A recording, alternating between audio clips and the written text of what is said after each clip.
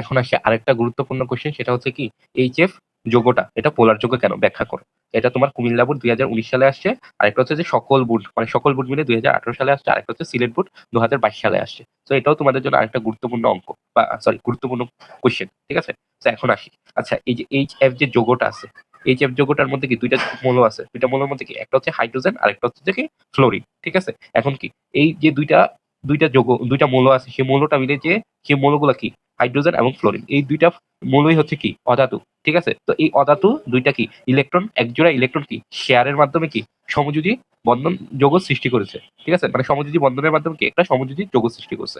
তো এখন যদি আমরা এটার গঠনটা দেখি, গঠনটা দেখলে আমরা পাই কি, গঠনটা আমি ছোটখাটো করে দেখাচ্ছি, ঠিক আছে। এখানে F, এখানে হাইড্রোজেনের একটা ইলেকট্রন, ফ্লোরিনের আরেকটা ইলেকট্রন মিলে কি আমার কি এই যে যৌগটা সৃষ্টি হয়েছে। কিন্তু অপরদিকে আমরা আরেকটা জিনিস জানি দেখি, তড়িৎ ঋণাত্মকতা।